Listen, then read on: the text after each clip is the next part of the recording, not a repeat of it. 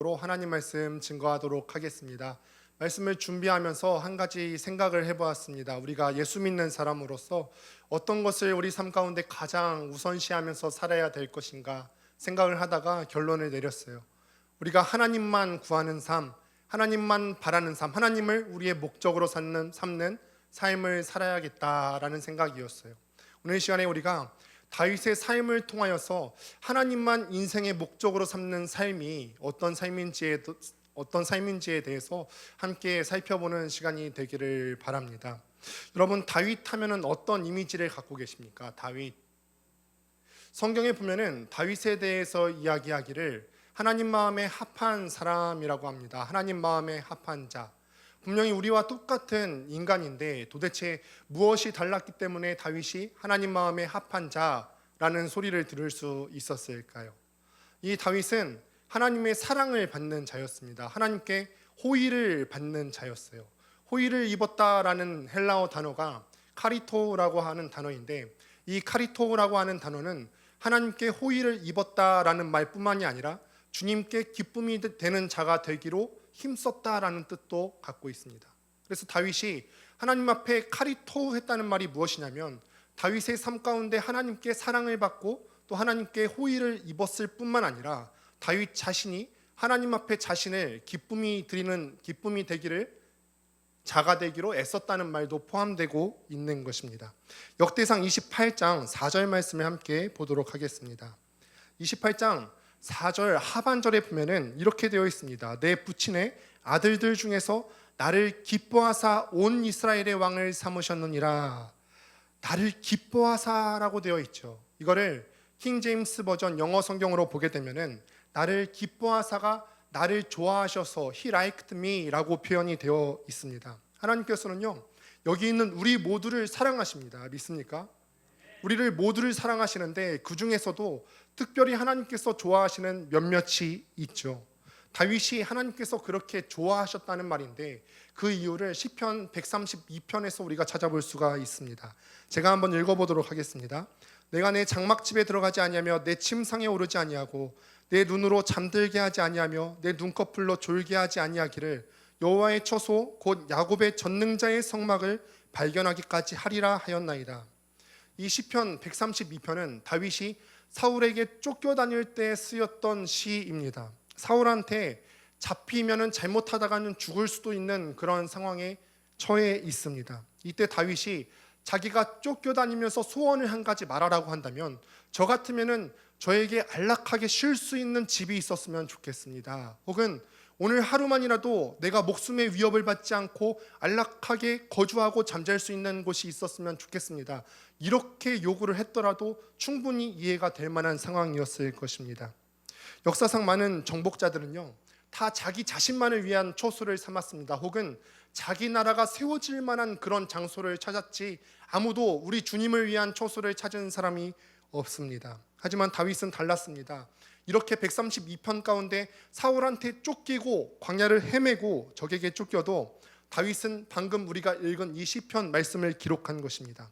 광야를 헤매고 밖을 떠돌고 있어도 다윗이 찾은 것은 자기 스스로의 처소를 찾은 것이 아니라 하나님을 위한 장소를 찾고 있었던 것입니다. 하나님께서 그를 좋아하실 만했죠. 다윗이 이 말을 했을 때 배경을 조금 더 자세히 살펴보도록 하겠습니다. 구약에서 하나님의 임재는 특별히 언약궤에 나타났습니다. 언약궤 위에 하나님께서 임재하시고 거하셨습니다. 그런데 그 언약궤를 블레셋 사람들의 손에 빼앗겼어요. 블레셋은 이 언약궤를 다룰 수 있을 거라고 생각했지만 거꾸로 이 언약궤가 그들을 다스리는 일이 생겨났죠. 그들을 물고기 신인 다곤 신전에 언약궤를 두게 되는데, 다곤 신은 어떤 모양을 갖고 있냐면은 머리와 몸통이 이렇게 물고기 모양으로 되어 있고 손이 이렇게 나와 있는 모습을 하고 있습니다.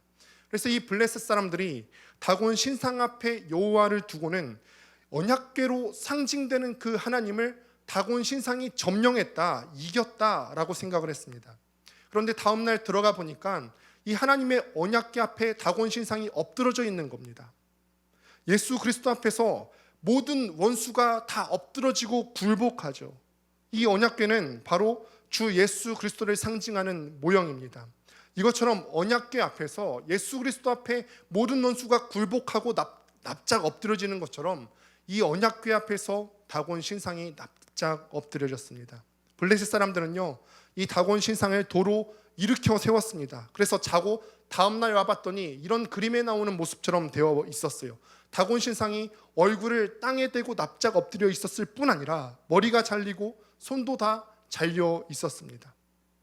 언약궤는 예수 그리스도를 나타낸다고 했죠. 우리 주님을 체포하러 돌아가시기 전날 밤에 겟세마네에 사람들이 왔을 때, 그때는 예수님께서 기도하신 후였습니다. 그때 성경은 예수님께서 앞으로 나서셨다고 그렇게 기록을 하고 있는데, 예수님께서 그들 앞에 나서시면서 이렇게 물으셨습니다.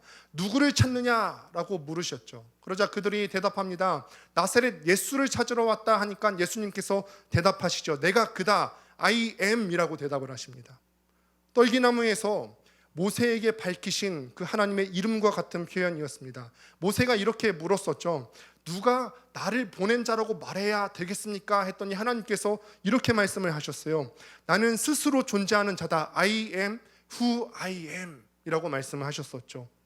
예수님께서 내가 그다, I am 자신의 신적 권능을 표현하는 그 순간에 그들이 모두 다 땅에 엎드려졌습니다.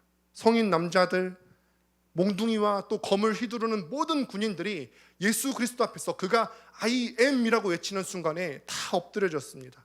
마치 언약궤 앞에서 다곤 신상이 다 납작 엎드려진 것처럼 그런 모습이죠. 이게 어떤 의미냐면은 예수님께서 오셨을 때 진정한 언약궤가 오셨다는 뜻입니다. 즉 신약의 예수님을 상징적으로 보여주는 것이 바로 구약에서는 언약궤라고 말할 수가 있는데, 이 언약궤에 대해서 다윗은 이렇게 말하는데, 함께 132편 6절 말씀을 보도록 하겠습니다. 함께 읽습니다. 시작. 그것이 에브라다에 있다함을 들었더니 나무밭에서 찾았도다. 네, 또 기록하기를 여호와의 초소 곧 야곱의 전능자의 성막을 발견하기까지 하리라 하였나이다. 우리가 그것이 에브라다에 있다함을 들었더니 라고 말씀에 기록이 되어지고 있는데, 다윗은 어린 시절이 그것이 있다함을 들었습니다. 여기서 그것이 무엇이냐면은 언약궤를 말하는 것입니다. 블레셋 사람들이 언약궤를 가져갔는데 이런 일들이 계속해서 일어나니까 언약궤를 두려워해서 다시 돌려보내다가 베세메스라고 하는 땅으로 돌려보내지게 되죠. 그때 베세메스 사람들이 언약궤를 함부로 들여다보다가 사람들이 많이 죽게 되었습니다. 그래서 이 사람들이 언약궤를 자기네 땅에 두지 아니하고 높은 곳에 있는 기럇 여아림이라고 하는 곳으로 언약궤를 보내게 되는데, 그 땅 가운데서 최소한 70년 이상의 시간을 언약궤가 그 땅에 있게 됩니다. 다윗이 예루살렘 성 그 시온산으로 다시 한번 이 언약궤를 가져가기 전까지 그 땅 기럇 여아림에 언약궤가 있었어요. 누구도 언약궤에 대해서 관심이 없었다는 말입니다. 분명히 언약궤는 하나님께서 임재하시는 곳이고 하나님께서 그 안에 거하시는 곳이라고 했는데 아무도 하나님에 대해서 관심이 없었다는 말이죠.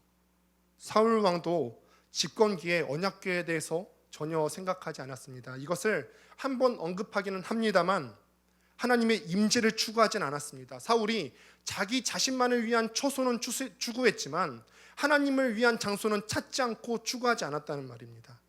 그러면 우리가 대답을 할 수 있겠죠. 하나님이 다윗을 왜 좋아하셨을까요?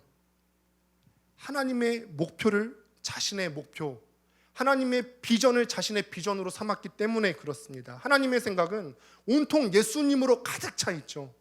언약궤가 예수님으로 완성될 것에 대한 모형이라고 했는데 다윗의 생각은 온통 그 언약궤로 가득하다는 거예요. 하나님의 목표가 다윗의 목표였던 것이고 하나님의 생각이 다윗의 생각이었다는 겁니다. 우리는 사실 언약궤가 무엇인지 잘 모릅니다. 그래서 언약궤에 대해서 한번 자세히 살펴보시도록 하겠습니다. 이스라엘이 출애굽했을 때 브살렐이라고 하는 사람이 언약궤를 만들었고, 언약궤는 이스라엘 진영 중앙에 놓이게 됩니다. 구름 기둥이 있던 곳이었습니다. 하나님의 임재는 바로 이스라엘 진영 이 중앙 가운데 언약궤 위에 임하였습니다. 언약궤를 자세히 들여다보시면 이런 모양으로 되어 있는데, 언약궤는 금으로 씌워져 있습니다. 그래서 이 안에 조각목으로 만들어진 언약궤가 들어있는 것인데, 이 조각목으로 만들어진 언약궤 위를 금으로 씌우고 그 위에 씌운 자를 덮어 씌우게 됩니다. 그리고 이 씌운 자 위에는 보시면은 두 그룹들이 그것을 감싸고 있습니다. 마치 이 언약궤를 날개로 지키기라도 하는 것처럼 밑을 내려다보고 있는 모습들을 우리가 볼 수 있게 됩니다. 창세기 3장 후반부를 보게 되면은 아담과 하와가 에덴 동산에서 죄를 지어서 쫓겨나게 되죠. 그때 하나님께서는 그룹들을 보내어서 생명나무를 지키는 일을 맡게끔 하셨습니다. 그룹들의 역할이 바로 이것입니다. 하나님의 의를 지키는 것, 하나님의 거룩을 지키는 것이 바로 그룹들이 하는 일인데, 언약궤 위에서도 하나님께서 그 그룹들을 두게 됩니다. 이때 매년 대제사장이 그 지성소 가운데 들어가게 돼서 씌은 자 위에 피를 뿌리게 되는데, 그러면은 그 그룹들이 그 안에 있는 죄의 상징물들을 보지 않고 그 피를 보고 넘어가게 되는 것이죠. 원래는 하나님의 그룹들이 언약궤 안에 있는 죄의 상징들을 보게 됩니다. 조금 더 자세하게 언약궤의 모습을 보도록 하겠습니다. 언약궤 안에 들어있는 것이 무엇이 있는지 혹시 아십니까? 세 가지가 있습니다. 아론의 쌍난 지팡이가 있고요, 또 만나 항아리가 있고 돌판이 있지요. 근데 이 세 가지는요, 공통점이 한 가지가 있는데 그것이 혹시 무엇인지 아십니까? 이 세 가지의 공통점은 뭐냐면은 바로 하나님에 대한 인간의 반역을 상징하는 물건이라는 것입니다. 먼저 만나 항아리가 무엇입니까? 이스라엘 사람들이 출애굽을 했어요. 그런데 하나님께서 공급하시는 것에 대한 불만족을 가지니까 하나님께서 만나를 내려주셨죠. 그래서 만나는 어떤 의미를 갖고 있냐면, 한편으로는 하나님께서 공급하시는 것에 대한 사람의 불만족을 또 상징하는 것으로 만나 항아리를 남겨두셨습니다. 아란의 쌍난 지팡이는 또 무엇입니까? 하나님께서 대제사장을 질서로 세우시고 권위를 세워주셨는데 사람들이 여기에 대해서 반역을 합니다. 그러자 하나님께서는 아론의 이미 생명력을 잃은 그 지팡이에 싹이 나게 하시고 잎이 나게 하시고 꽃이 피게 하시고 열매를 맺게 하셨어요. 일어날 수 없는 일이 일어나게 하심으로써 아론의 권위를 세워주셨죠. 이것은 바로 하나님께서 세워주신 권위에 대한 인간의 반역과 또 부패함을 얘기하는 것입니다. 또 십계명 두 돌판은 어떻습니까? 모세가 시내산에 올라가서 하나님의 계명을 받아가지고 올 동안 이스라엘 사람들은 그 중간을 기다리지 못하고 그 안에서 우상을 만들어서 섬기고 있었죠. 그러자 모세가 그 십계명 돌판을 깨트리고 다시 올라가서 돌판을 받아오게 됩니다. 바로 하나님께서 세우신 기준에 대한 인간의 불순종의 결과라는 것입니다. 즉 언약궤 안에 있는 새 물건 만나 항아리, 또 아론의 쌍난 지팡이, 십계명 돌판이 어떤 의미가 있냐면 하나님에 대한 인간의 불순종, 죄와 관련된 의미가 있다는 것입니다. 그런데 하나님께서는요, 그 모두를 언약궤 안에다 다 넣고 씌은 좌, 씌은 소, 속죄소로 덮습니다. 그리고 이렇게 말씀을 하시는데, 함께 출애굽기 25장 21절 22절을 읽어보도록 하겠습니다. 함께 읽습니다. 시작. 속죄소를 궤 위에 얹고 내가 네게 줄 증거판을 궤 속에 넣어라. 거기서 내가 너와 만나고 속죄소 위 곧 증거궤 위에 있는 두 그룹 사이에서 내가 이스라엘 자손을 위하여 내게 명령할 모든 일을 내게 이르리라. 하나님께서 인간들, 우리들과 만나시고 말씀하시는 곳이 어디라고 하십니까? 시은 좌, 속죄소이라는 것입니다. 우리의 죄 위에서 하나님께서 만나 주신다는 것입니다. 이것이 은혜죠. 그것이 바로 하나님께서 우리에게 말씀하시는 곳입니다. 하나님께서는 율법의 기초에서 원래는 죽을 수밖에 없는 그 죄의 장소 위에서 우리를 만나 주시는 것입니다. 은혜의 자리에 앉아서 말씀하시는 것이지 율법의 자리에서 우리에 대해서 말씀하시고자 하시는 것이 아닙니다. 하나님의 눈은 시간과 공간의 제약을 받지 않고 모든 것을 보실 수 있는 분이십니다. 그래서 우리의 마음도 하나님께서는 꿰뚫어 보실 수가 있으시죠. 그렇기 때문에 사람이 하나님 앞에서 감히 숨길 수가 없고 속일 수가 없습니다.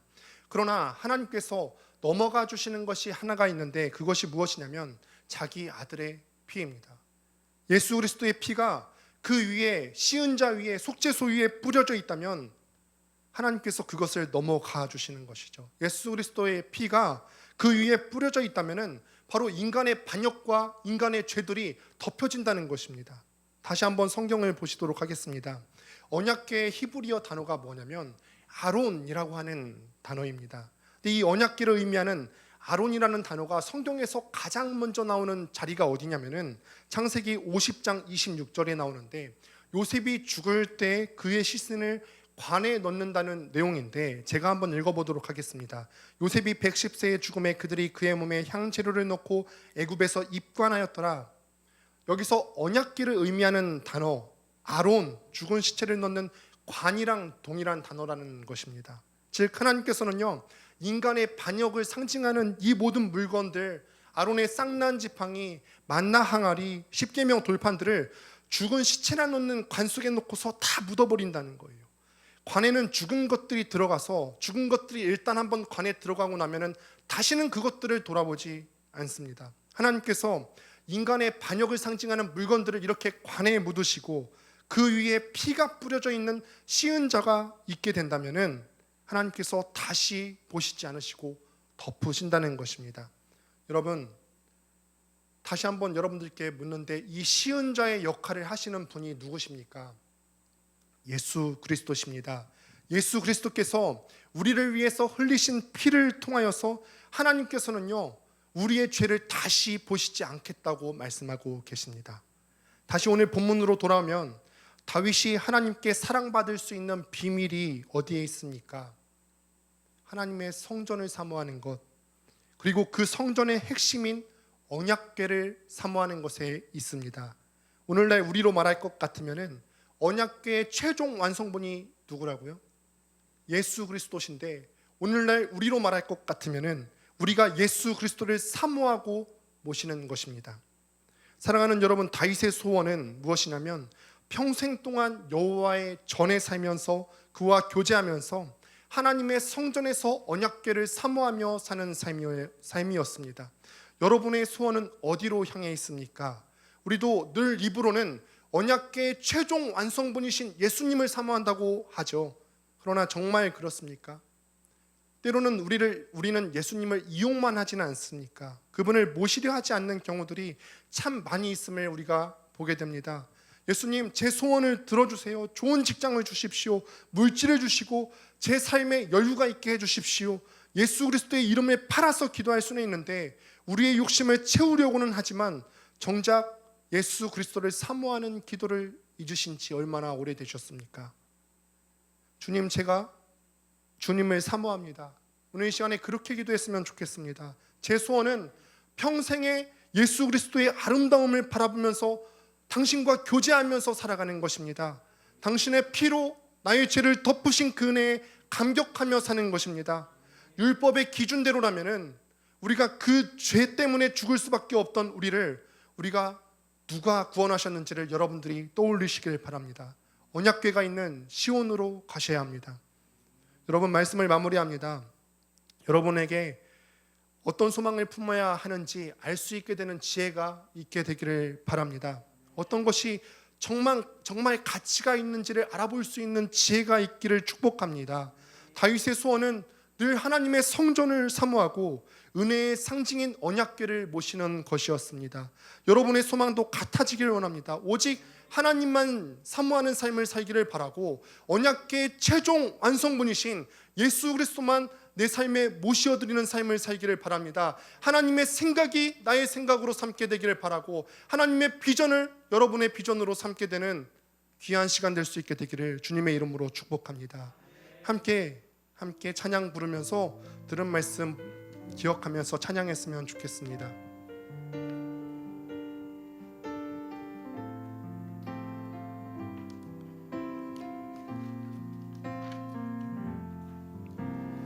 이 세상을 살아가는 동안에